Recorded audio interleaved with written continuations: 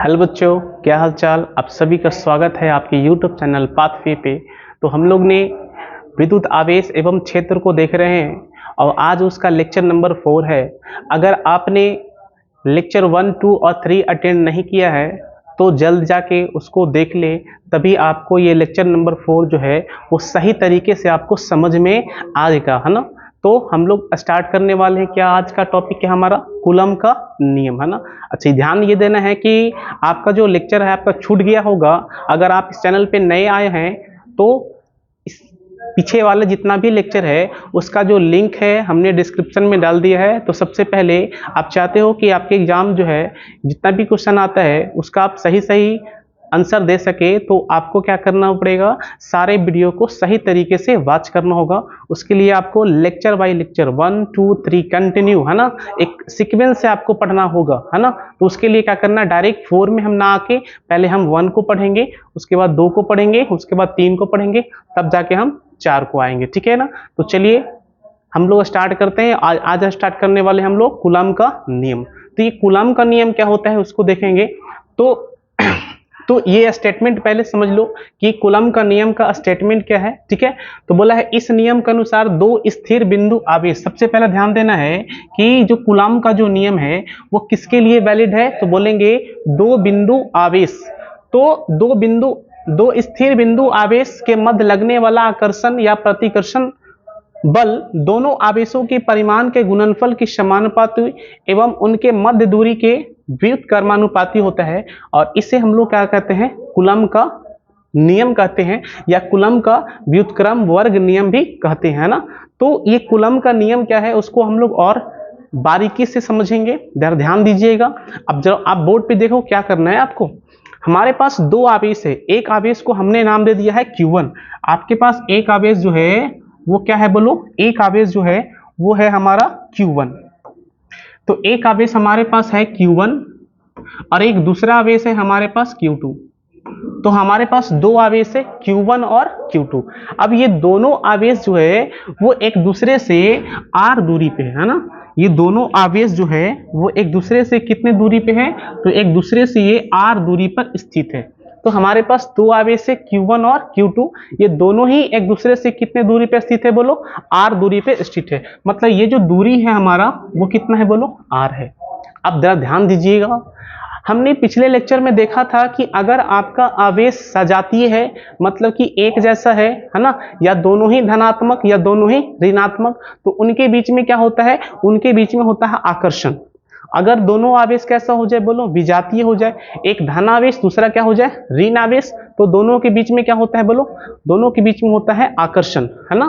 तो डिपेंड करेगा कि अगर ये Q1 और Q2 अगर ये दोनों का नेचर अगर सेम है, दोनों का प्रकृति अगर सेम है, तो दोनों के बीच में क्या होता है, प्रतिकर्षण होगा, है ना। अगर दोनों का जो प्रकृति है वो विपरीत हो जाए, अलग अलग हो जाए, तो दोनों के बीच में क्या होगा, तो दोनों के बीच में होगा आकर्षण, है ना। तो ये जो कूलम का जो नियम है, कूलम साहब ने क्या बताया कि दो आवेशों के मध्य लगने वाला आकर्षण और प्रतिकर्षण बल जो होता है वो उन दोनों आवेशों के गुणनफल की समानुपाती होता है। कहने का मतलब है कि F का जो होगा हमारा आकर्षण या प्रतिकर्षण बल जो है वो है F। ये जो F जो है ये समानुपाती होगा। वो किसके समानुपाती होगा, तो बोला दोनों आवेशों के गुणनफल, मतलब कि Q1 इंटू Q2, है ना।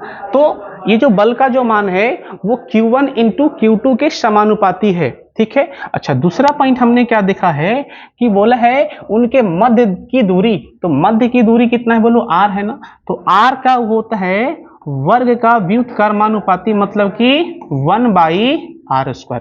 तो हमने यहां से देखा स्टेटमेंट से कि दो आवेशों के मध्य में लगने वाला आकर्षण या प्रतिकर्षण बल जो होता है वो उन दोनों आवेशों के गुणनफल के समानुपाती और उनके बीच का जो दूरी है उनके वर्ग के व्युत्क्रमानुपाती होता है। अब आपको करना क्या है कि इन दोनों को आपको मिलाना है। जैसे इन दोनों को आप मर्ज कीजिएगा तो आपको क्या निकल के आएगा रिजल्ट, F समानुपाती आ जाएगा Q1 Q2 और बटे में आ जाएगा आपका r², है ना। अब यहां से क्या करेंगे हम लोग, एक समानुपाती का जो साइन है उसको हम लोग हटा देंगे। तो यहाँ पे एक कांस्टेंट आता है जिसका नाम है K। तो F = आ जाएगा K Q1 Q2 और बाई में आर स्क्वायर, है ना। तो हमने यहाँ से कूलम के नियम से आकर्षण या प्रतिकर्षण बल जो होता है वो कितना होता है बोलो, F इक्वल टू के Q1 Q2 by r square. ठीक है, अब यहाँ पे ध्यान देना है कि K क्या होता है, तो K जो है वो है तुम्हारा समानुपाती स्थिरांक, है ना। तो हम लिख सकते हैं यहाँ पे कि K जो है, यहाँ पे हम लोग लिखेंगे कि जहां K इक्वल टू समानुपाती, K इक्वल टू समानुपाती स्थिरांक।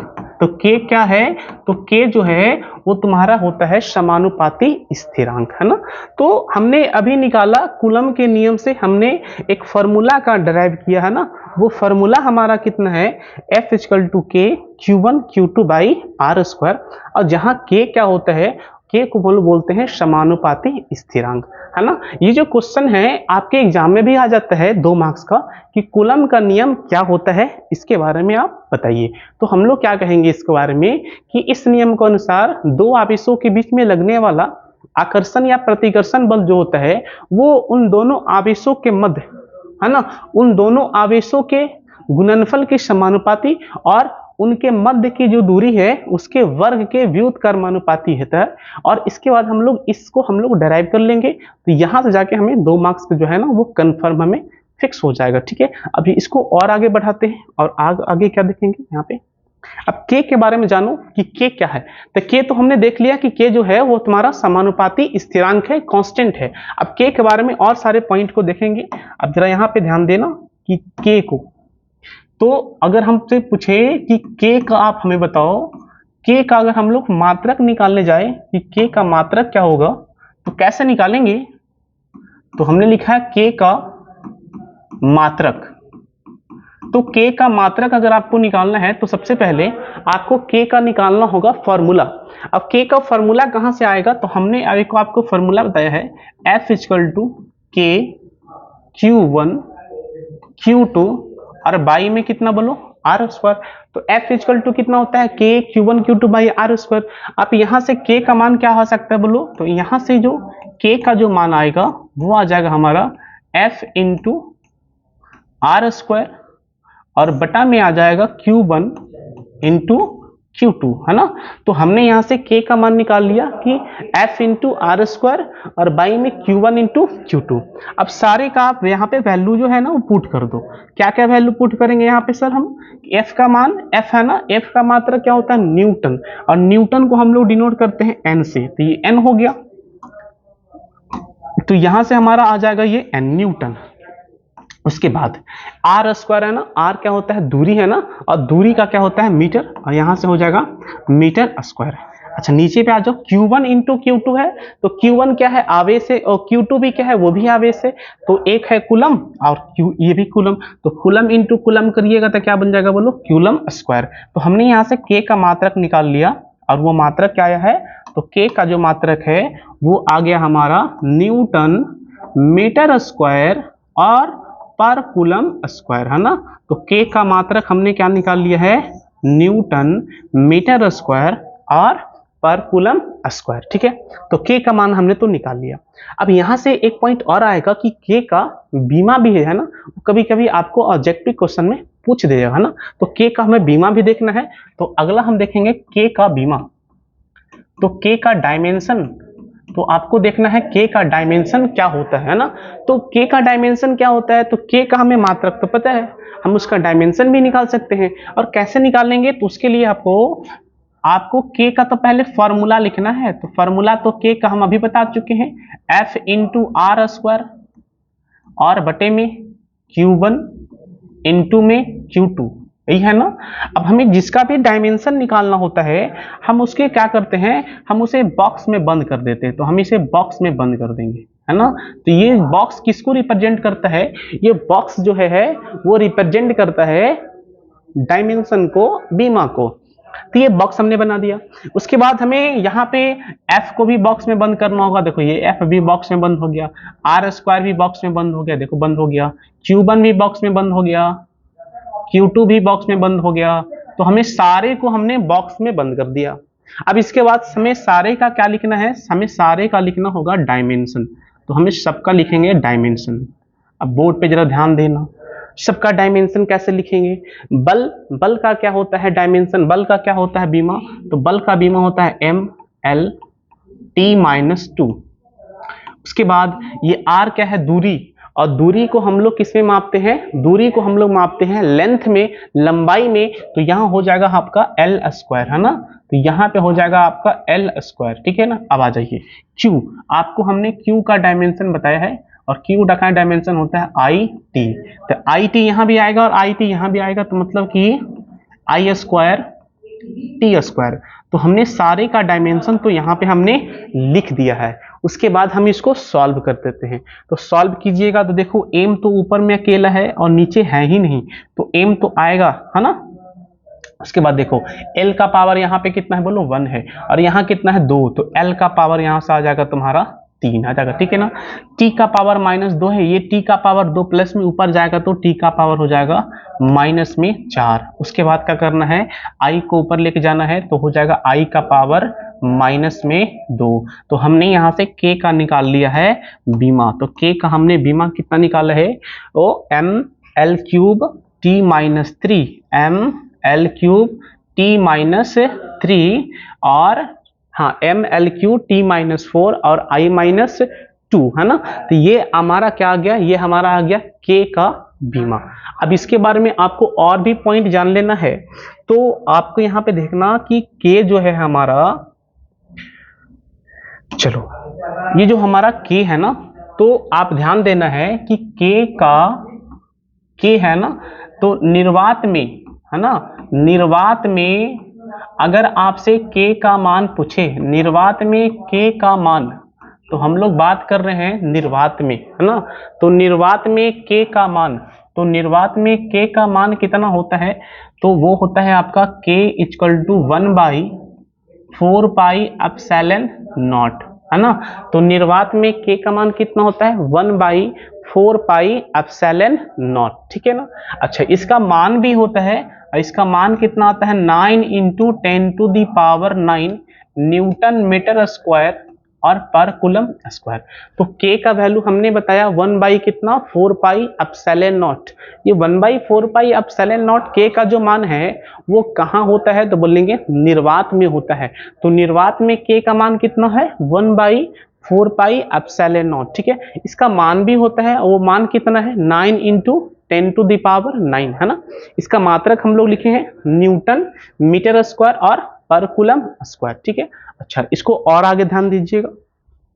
अब यहाँ पे एक नया टर्म आ गया हमारा, और वो नया टर्म कौन है बोलो, ε0। तो आपको ε0 को देखना है कि ये ε0 जो है वो क्या है। तो हम लोग देखते हैं ε0, तो यहाँ लिखेंगे हम लोग जहाँ ε0, तो जहां ε0 जो है उसको क्या बोलते हैं, तो ε0 को हम लोग बोलते हैं निर्वात की विद्युतशीलता। तो याद रखना है कि ε0 क्या है, तो बोलेंगे कि ε0 जो है वो है हमारा निर्वात।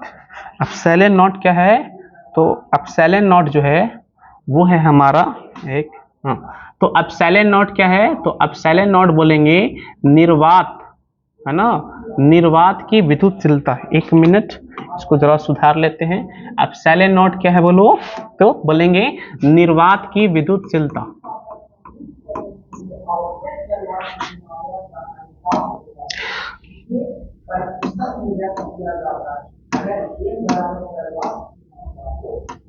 हाँ, तो ε0 को हम लोग लिखेंगे निर्वात की विद्युतशीलता। तो ε0 जो है वो है निर्वात की विद्युतशीलता, ठीक है ना। तो ε0 होता है निर्वात की विद्युतशीलता।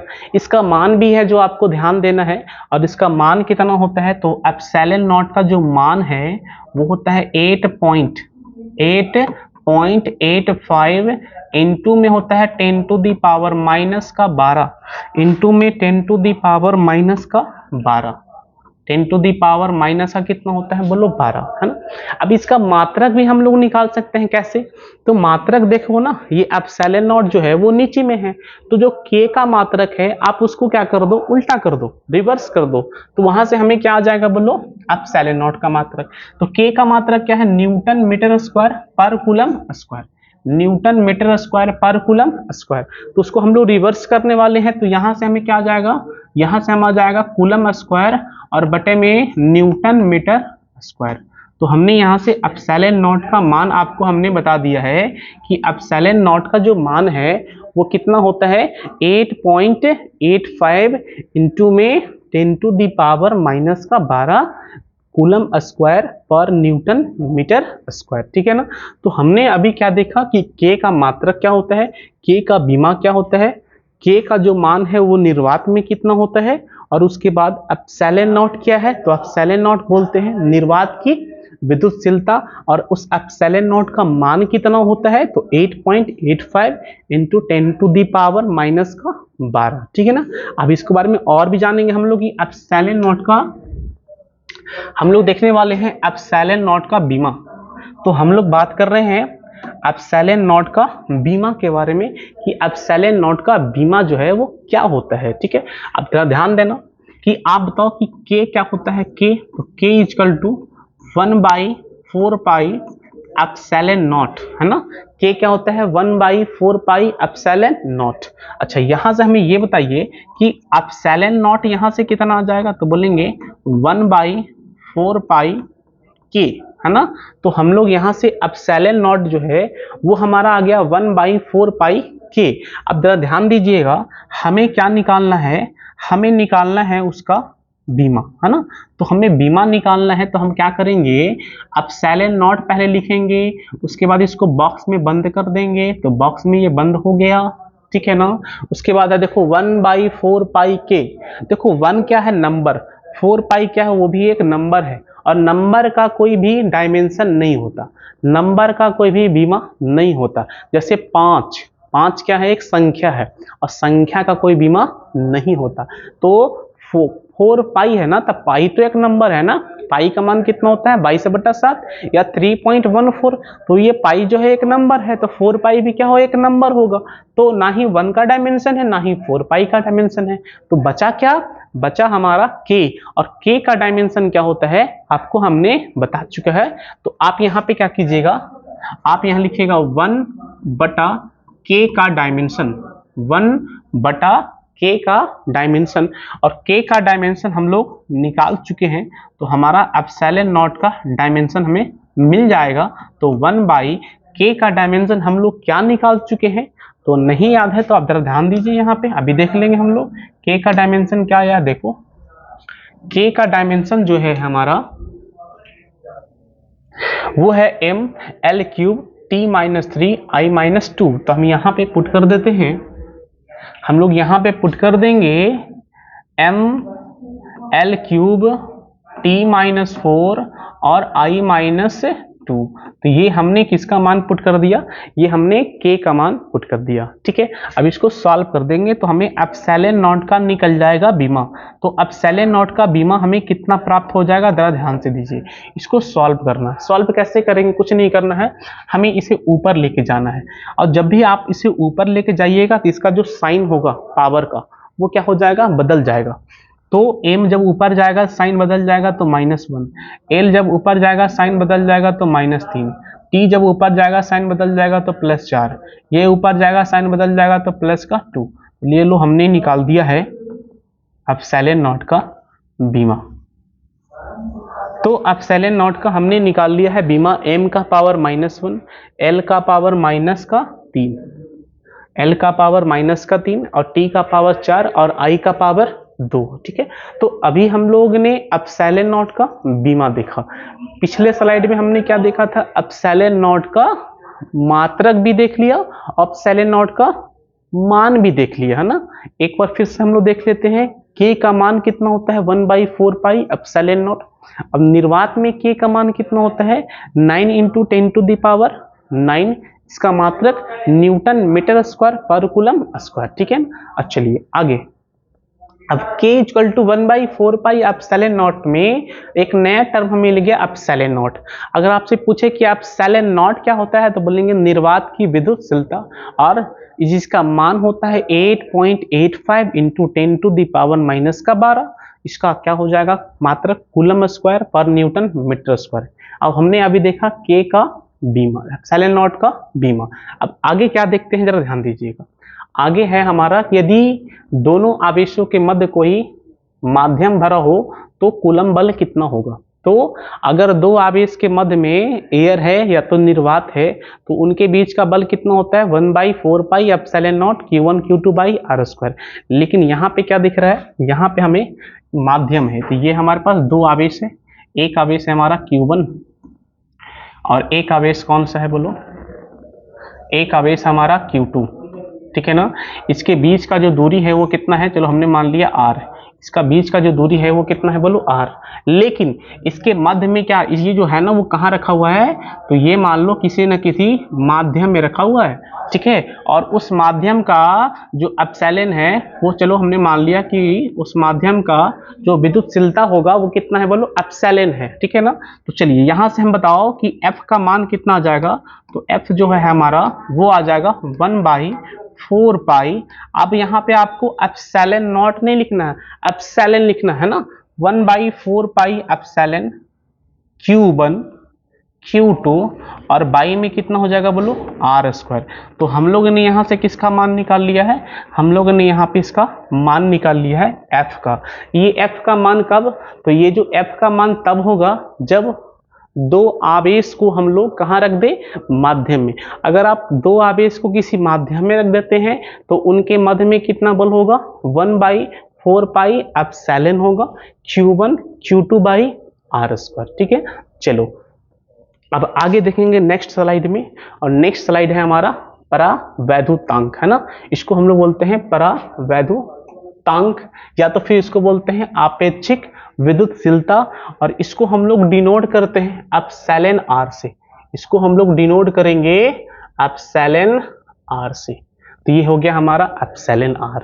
अब ये होता क्या है इसके बारे में देखो, बोला है किन्हीं दो आवेशों के मध्य निर्वात में लगने वाला बल, ध्यान दीजिएगा, निर्वात में लगने वाला बल तथा उन्हीं आवेशों के मध्य माध्यम में लगने वाला बल का जो अनुपात है उसको हम लोग बोलते हैं परावैद्युतांक या तो फिर आपेक्षिक विद्युतशीलता। ये आपेक्षिक विद्युतशीलता और परावैद्युतांक जिसको बोल रहे हैं वो है क्या, तो वो एक अनुपात है। और वो अनुपात किसका है, तो बोलेंगे कि दो आवेशों के मध्य लगने वाला बल निर्वात में और दो आवेशों के मध्य लगने वाला बल माध्यम में। तो इसका जो अनुपात है उसको बोलते हैं हम लोग परावैद्युतांक या तो फिर आपेक्षिक विद्युतशीलता, ठीक है। अब जरा ध्यान दीजिएगा, इसको सॉल्व करेंगे हम लोग। तो यहाँ पे परावैद्युतांक का फॉर्मूला क्या लिखेंगे, जरा ध्यान देना। यहाँ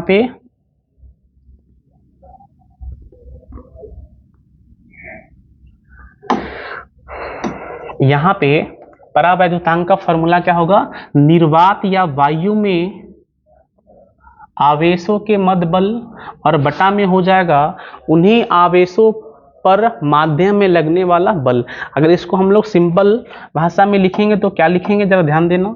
परावैद्युतांक को हम लोग डिनोट करते हैं एप्सिलॉन r से, ये हो जाएगा एप्सिलॉन r, ठीक है ना। निर्वात या वायु में आवेशों के मध्य लगने वाला जो बल है उसको चलो हमने बोल दिया है F एयर, है ना, या बोलो आप F वायु। तो हमने ये हो गया F वायु, और बटा में क्या हो जाएगा उन्हीं आवेशों पर माध्यम में लगने वाला बल, तो उसको आप लिख दो F माध्यम, तो हो जाएगा यहाँ से F माध्यम। अब इन दोनों का वैल्यू यहाँ पे पुट कर दो। F वायु का मतलब है कि वायु में अगर हम लोग दो आवेश को रख दे तो उनके बीच में कितना बल लगेगा, तो हम यहाँ से लिखेंगे 1/4 epsilon not, 1/4 epsilon naught Q1 Q2 और बाई में r², ठीक है। चलो अब ध्यान देना है कि अब हमने आवेश को कहाँ रखा है, माध्यम में। अभी हमने फॉर्मूला है बताया है कि जब आवेश को हम लोग किसी माध्यम में रखेंगे तो उनके बीच में लगने वाला बल कितना होता है 1/4 एप्सिलॉन, 1/4 एप्सिलॉन Q1 Q2 और बाई में कितना होता है बोलो बोले आर स्क्वायर। अब यहाँ से काटना स्टार्ट करो, देखो ये और ये पूरा का पूरा कैंसिल आउट, आर स्क्वायर से आर स्क्वायर कैंसिल आउट, 1/4 से 1/4 कैंसिल आउट। देखो यहाँ बचा 1/एप्सिलॉन नॉट, यहाँ बचा 1/एप्सिलॉन। आप इसको रिवर्स करो, इसको ऊपर लेके चले जाओ, तो ये क्या आ जाएगा, ये आ जाएगा तुम्हारा एप्सिलॉन नॉट, नहीं यहां से चला जाएगा एप्सिलॉन, तो हम यहां से लिखेंगे एप्सिलॉन, यहां से लिखेंगे हम लोग एप्सिलॉन, और बाई में क्या लिखेंगे एप्सिलॉन नॉट। तो हमने यहां से एप्सिलॉन आर का मान निकाल लिया है कि एप्सिलॉन आर जो है वो क्या होता है epsilon by epsilon naught. Epsilon r क्या होता है एप्सिलॉन बाई एप्सिलॉन और एप्सिलॉन नॉट। तो परावैद्युतांक क्या है, तो बोलेंगे कि परावैद्युतांक एक अनुपात है, और वो अनुपात क्या होता है निर्वात में दो आवेशों के मध्य बल और बटा में माध्यम में दो आवेशों के मध्य बल का जो अनुपात है उसको ही क्या बोलते हैं हम लोग परावैद्युतांक या तो फिर आपेक्षिक विद्युतशीलता, जिसको हम लोग डिनोट करेंगे किससे बोलो एप्सिलॉन आर से। और एप्सिलॉन आर क्या होता है एप्सिलॉन बाई एप्सिलॉन नॉट। ठीक है, तो हमने यहाँ पे निकाल लिया है कि एप्सिलॉन आर जो है वो होता है epsilon by epsilon not. Next बोला है कि उपरोक्त से स्पष्ट है कि माध्यम की विद्युतशीलता तथा निर्वात की विद्युतशीलता का अनुपात परावैद्युतांक कहलाता है। आप यहां से जरा देख सकते हो, यहां से आप देखो जरा ध्यान से कि एप्सिलॉन आर क्या है, तो एप्सिलॉन आर जो है एप्सिलॉन बाई एप्सिलॉन नॉट है ना। तो एप्सिलॉन आर क्या है एप्सिलॉन बाई एप्सिलॉन नॉट। तो यहाँ पे एप्सिलॉन क्या है तो बोलेंगे माध्यम की विद्युतशीलता, और एप्सिलॉन नॉट क्या है तो निर्वात की विद्युतशीलता है ना। तो माध्यम की विद्युतशीलता और निर्वात की विद्युतशीलता का जो अनुपात है उसको हम लोग क्या बोल सकते हैं परावैद्युतांक बोल सकते हैं। तो वही चीज को हमने यहाँ पे बताने का प्रयास किया है कि माध्यम की विद्युतशीलता और निर्वात की विद्युतशीलता का जो अनुपात होता है उसको क्या बोलते हैं हम लोग परावैद्युतांक बोलते हैं। ठीक है ना। चलिए आगे क्या है हमारा आवेशों के मध्य माध्यम में बल। तो आवेशों के मध्य माध्यम में बल कितना होता है बताइए। आवेशों के मध्य माध्यम में जो बल होगा वो हम इसको लिखेंगे एफ एम से है ना, और वो कितना होगा 1/4 पाई एप्सिलॉन Q1 Q2 और बाई में आर स्क्वायर। तो अगर हमारा आवेश कहाँ रखा बोलो किसी माध्यम में रखा हो है ना, तो वो कितना हो जाएगा हमारा बल 1/4 pi epsilon Q1 Q2 by r square. अच्छा यहाँ से एक पॉइंट और यहाँ से आप ध्यान दे दो यहाँ से कि एप्सिलॉन आर तो हमने बताया कि एप्सिलॉन आर जो है वो कुछ और नहीं है एप्सिलॉन बाई एप्सिलॉन नॉट। ठीक है ना। इसको आप और भी सॉल्व कर सकते हो, आप यहाँ से इसको क्रॉस कर लीजिए है ना। तो जरा बताइए कि एप्सिलॉन कितना आ जाएगा, तो बोलेंगे epsilon naught into epsilon r, epsilon naught into epsilon r. अब इसी को हम लोग और आगे बढ़ा सकते हैं, इसको और आगे बढ़ाएंगे तो और क्या लिख सकते हैं इसको हम लोग, इसको लिख सकते हैं एफ एम जो है वो हो जाएगा 1/4 पाई है ना एप्सिलॉन है ना। एप्सिलॉन का मान कितना है बोलो epsilon naught into epsilon r. तो यहाँ से लिखेंगे epsilon naught into epsilon r, और यहाँ से Q1 Q2 और बाई में कितना हो जाएगा बोलो आर स्क्वायर। ठीक है। अब यहाँ पे आपको ध्यान देना क्या करना है कि 1/4 pi epsilon naught Q1 Q2 by r square को हम लोग क्या बोलते हैं उसको बोलते हैं एफ बोलते हैं ना। एफ का मतलब वही एफ नॉट, तो या उसको बोल सकते हो आप एफ एयर। कहने का मतलब यहाँ पे जरा समझो कि दो आवेश अगर वायु में रखा हुआ है तो कितना होता है 1/4 pi epsilon naught Q1 Q2 by r square. ठीक है ना। कितना होगा 1/4 pi epsilon naught Q1 Q2 by r square. ठीक है। तो आप इस वैल्यू को क्या लिख सकते हो, आप इस वैल्यू को यहाँ से f लिख सकते हो या तो फिर यहाँ से लिख सकते हो एफ नॉट। एफ नॉट का मतलब क्या होता है कि दो आवेश अगर वायु में रखा हुआ है या निर्वात में रखा हुआ उनके बीच में लगने वाला बल, तो उसको लिख सकते हो आप एफ नॉट। तो 1/4 pi epsilon naught Q1 Q2 बटा आर स्क्वायर को आप क्या लिख सकते हो एफ नॉट, लेकिन नीचे में क्या बच जाएगा एप्सिलॉन आर।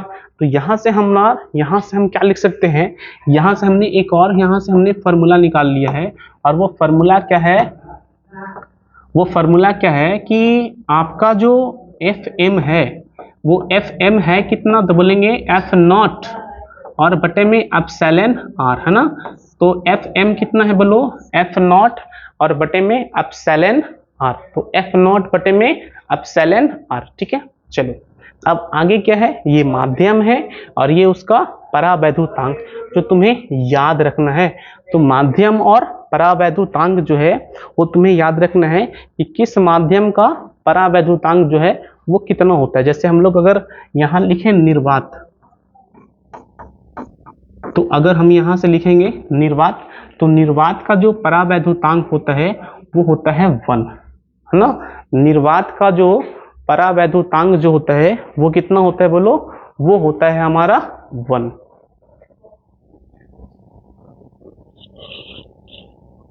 अच्छा, उसी तरह से अगर वायु का हम लोग बात करेंगे, तो वायु का अगर बात करेंगे तो उसका वैल्यू भी जो होता है वो 1 के आसपास ही होता है ना। तो वायु का अगर हम लोग बात करेंगे तो वायु का भी जो परावैद्युतांक होता है वो भी होता है 1 के आसपास ही। तो हम लोग इसको भी लगभग कितना लिख सकते हैं बोलो, 1 लिख सकते हैं ना। तो निर्वात का परावैद्युतांक जिसको हम लोग एप्सिलॉन आर बोलते हैं वो 1 होता है। और अगर वायु की बात करेंगे तो वायु का भी जो परावैद्युतांक होता है वो भी कितना होता है बोलो, 1 होता है, ठीक है। चलिए आगे हम लोग देखेंगे कूलम्ब नियम का सदिश रूप, जिसको बोलते हैं Coulomb's law in vector form, ठीक है। तो यहाँ पे देखो Coulomb's law in vector form को कैसे समझते हैं। यहाँ पे आपका एक कार्टेशियन प्लेन है एक्स और वाई, ये हमारा एक्स एक्सिस हो गया और ये हमारा वाई एक्सिस है, ठीक है।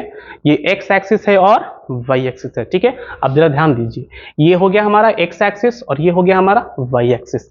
अब यहाँ पे क्या किया है कि एक्स एक्सिस और वाई एक्सिस के बीच में हमारे पास 2 आवेश है। एक आवेश है हमारे पास Q1, है ना, ये है हमारा Q1 और ये है क्या हमारा Q2। तो हमारे पास 2 आवेश है Q1 और Q2। अब ये Q1 और Q2 जो है वो कहाँ रखा गया है, तो बोलेंगे Q1 और Q2 जो है वो XY प्लेन में स्थित है। तो XY प्लेन में हमारे पास 2 आवेश स्थित है Q1 और Q2। अब जरा ध्यान देना, हमें क्या करना है, Q1 और Q2 का लिखना है स्थिति सदिश, मतलब कि पोजीशन वेक्टर। और किसी भी वेक्टर का पोजीशन वेक्टर लिखने के लिए काफी आसान तरीका है, कुछ नहीं कीजिए, जैसे हमारे पास ये एरो हमने बना दिया, तो ये एरो है ना, तो इस एरो का जो पिछला पोर्शन है इसको हम लोग बोलते हैं टेल। इसको हम क्या बोलेंगे, इसको बोलेंगे टेल और इसको हम लोग बोलते हैं हेड। तो एक हो गया टेल और एक हो गया हेड। अब किसी भी पॉइंट का अगर आपको खींचना है पोजीशन वेक्टर, जिसको बोलते हैं हम लोग स्थिति सदिश, तो क्या करना ये होता है कि उसका जो टेल पॉइंट है वो हम लोग कहाँ रखते हैं, उसका जो टेल पॉइंट है वो हम लोग रखते हैं ओरिजिन पे, और उसका जो हेड है ना वो कहाँ ले जाते हैं, उस पॉइंट पे ले जाते हैं।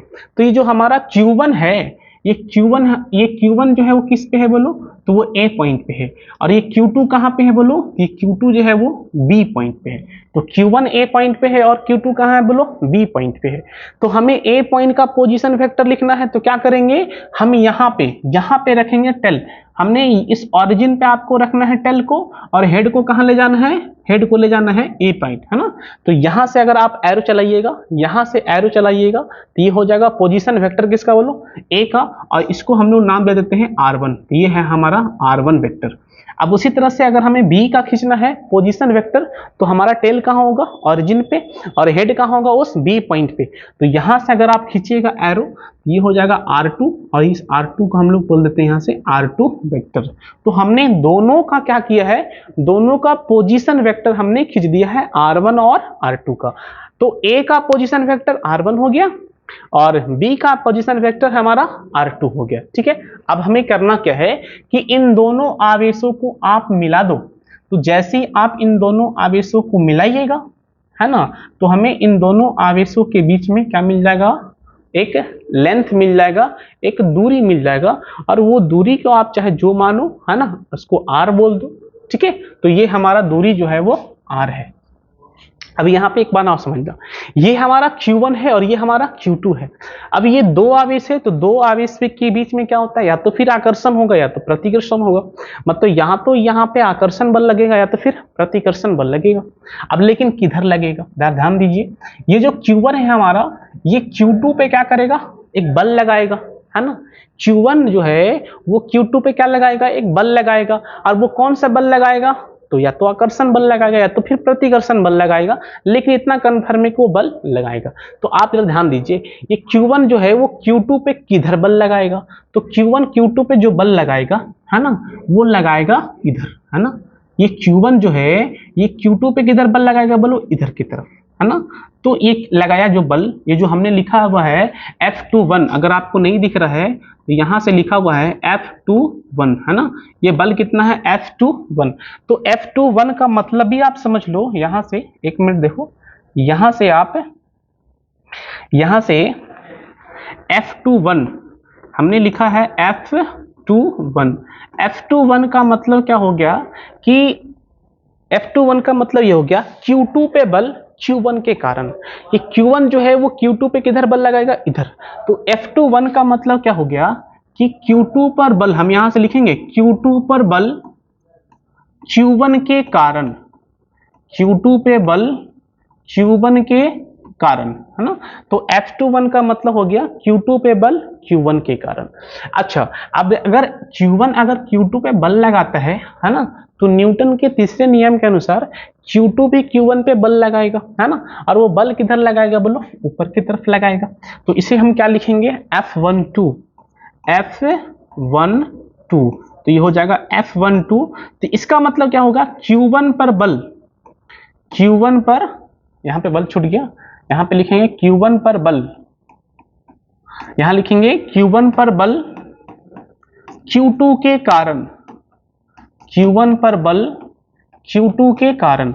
तो F21 का मतलब क्या होता है, F21 का मतलब होता है कि Q2 पे बल Q1 के कारण, है ना।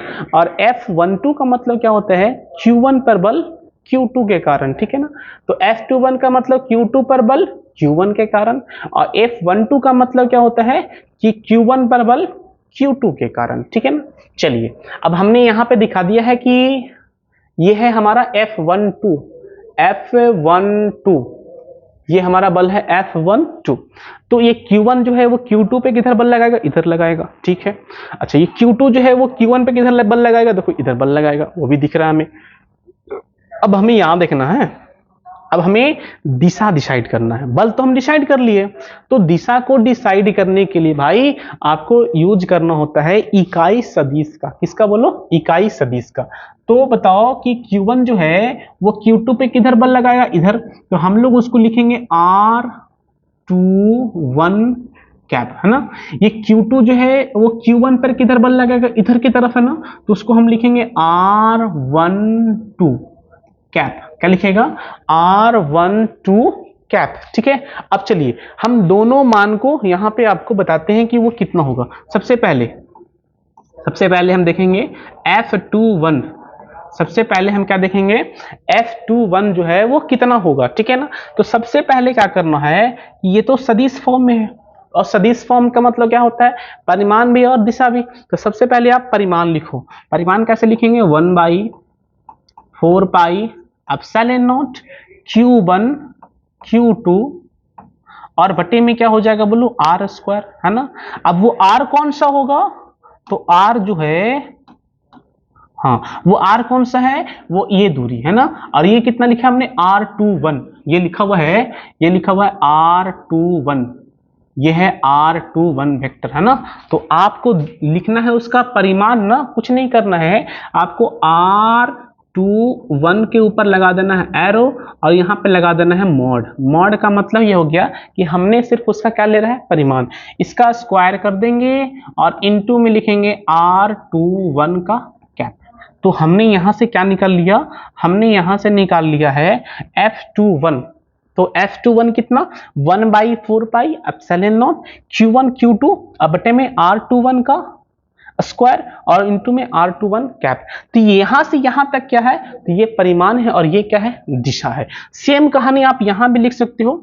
F12 का अगर आपसे पूछा जाए सदिश फॉर्म में लिखो, कुछ नहीं करना है, 1/4 पाई एप्सिलॉन नॉट तो आएगा ही, उसके बाद लिखेंगे Q1 Q2 और बटे में R, है ना। तो R यहाँ कौन सा हो जाएगा, यहाँ पे जरा ध्यान दीजिए, यहाँ पे 21 है तो R21, तो यहाँ पे 12 है तो यहाँ हो जाएगा R12 मॉड का स्क्वायर और इनटू में हो जाएगा R12 का कैप।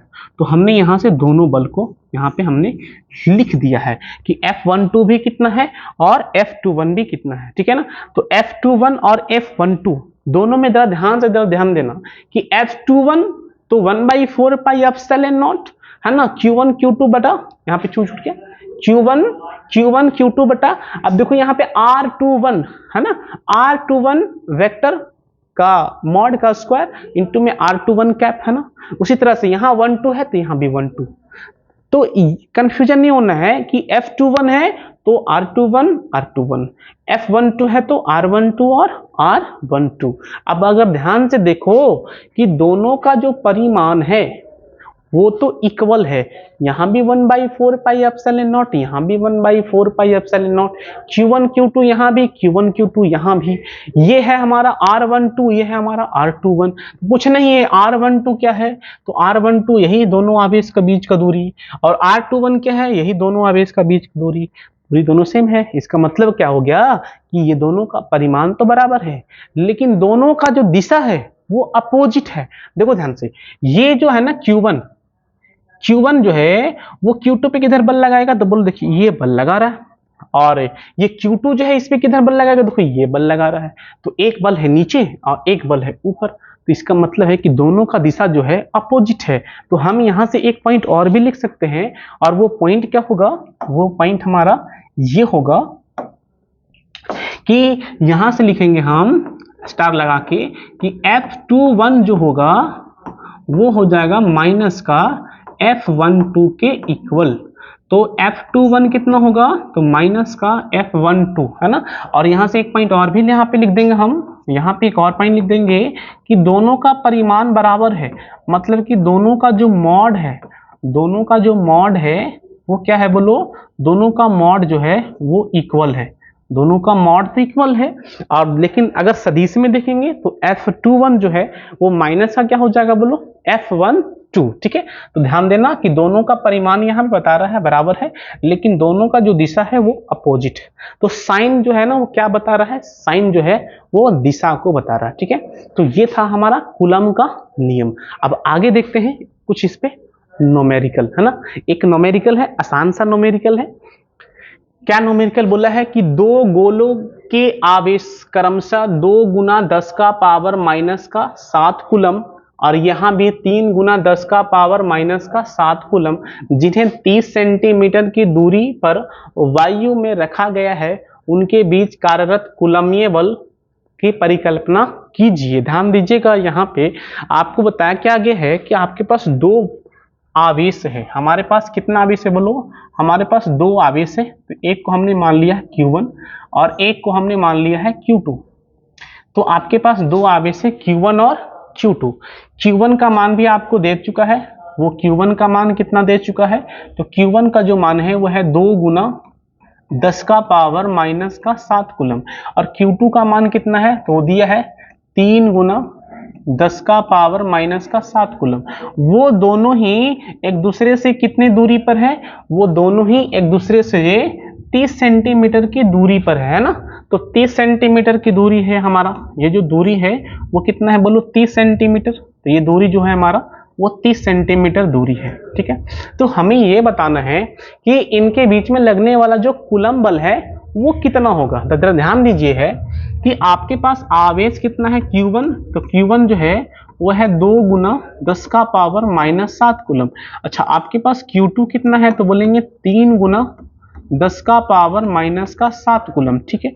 चलो, आपके पास दूरी कितना है, तो है 30 सेंटीमीटर, लेकिन आपको जो दूरी जो है वो रखना है मीटर में, तो आपको इसको 100 से डिवाइड करना होगा, तो 30/100 हो जाएगा। 30/100 मतलब कि 0.3 मीटर, है ना। तो हमने दूरी भी निकाल लिया 0.3। हमें क्या निकालना है, हमें निकालना है कूलम्ब बल, है ना। तो कूलम्ब बल निकालना है मतलब हमें एफ का मान निकालना है, और एफ क्या होता है 1/4πε0 Q1 Q2, और बटे में क्या हो जाएगा बोलो, आर स्क्वायर हो जाएगा, बटे में आर स्क्वायर हो जाएगा। यहां से बताओ कि 1/4πε0 जो है उसका मान आपको हमने बता दिया है। अब यहाँ पे डिसाइड ये करना है ना कि यहाँ पे कुछ बोला नहीं है कि आवेश जो है वो, अच्छा यहाँ पे देखो इंडिकेट किया हुआ है कि आवेश जो है वो कहाँ है बोलो, वायु में, है ना। तो वायु में है तो वहां पे आपने के का मान जो है यूज करना है 1/4πε0, और इसका मान जो है हमने बताया है आपको 9 × 10⁹ ठीक है ना। Q1 का मान कितना है बोलो, Q1 का मान भी आपको लिखा हुआ है 2 × 10⁻⁻⁷, और Q2 का मान भी आपको पता है 3 × 10⁻⁻7, और बटा में हो जाएगा R का मान कितना है 0.3, तो 0.3 और इंटू में हो जाएगा 0.3। अब कुछ नहीं करना है, इसको सिर्फ सॉल्व कर देना, ठीक है। सॉल्व कैसे करें ध्यान दो, इस पॉइंट को यहाँ से उड़ा दो, इस पॉइंट को यहाँ से, तो ये हो जाएगा हमारा 10⁻2।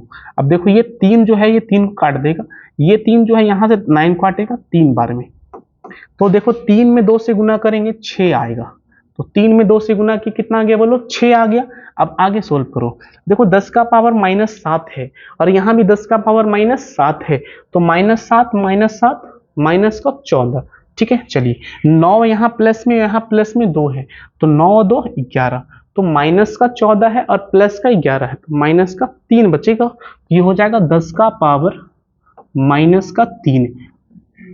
अच्छा ये है क्या, ये है बल, और बल का मात्रा क्या होता है न्यूटन। तो हमने निकाल लिया है कि अगर 2 आवेश हमारे पास है और वो 2 आवेश कितना है 2 × 10⁻⁻7 कूलम और 3 × 10⁻⁻7 कूलम एक दूसरे से 30 सेंटीमीटर की दूरी पर रखा जाएगा, तो उनके बीच में लगने वाला जो बल होगा वो कितना होगा 6 × 10⁻⁻3 न्यूटन, ठीक है। तो आज हम लोग कूलम का नियम देखें और परावैद्युतांक क्या होता है उसके बारे में जाना।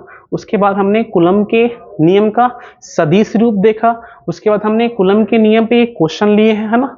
तो अगले क्लास में हम लोग कूलम के नियम पे और क्वेश्चन लाने वाले हैं, उसको और किस तरह से आपको एग्जाम में पूछ सकता है और कूलम के नियम पे किस तरह का सवाल पूछा जाता है, किस तरह का सवाल डिजाइन किया जाता है ना, उन सारे सवाल से आपको हम रूबरू कराएंगे, है ना। तो आपको इस चैनल से बने रहना है। अगर आप इस चैनल से अगर नहीं जुड़े हैं तो जितना जल्द हो सके जुड़ जाए। अगर आपको किसी तरह का प्रॉब्लम होता है तो हमें कमेंट सेक्शन में आप उसका हमें बताइए कि हमें इस तरह का प्रॉब्लम है, हम उसका सॉल्यूशन आपका करने का प्रयास करेंगे। चलिए ठीक है, तब तक के लिए बेस्ट ऑफ लक, मिलते हैं हम लोग नेक्स्ट वीडियो में।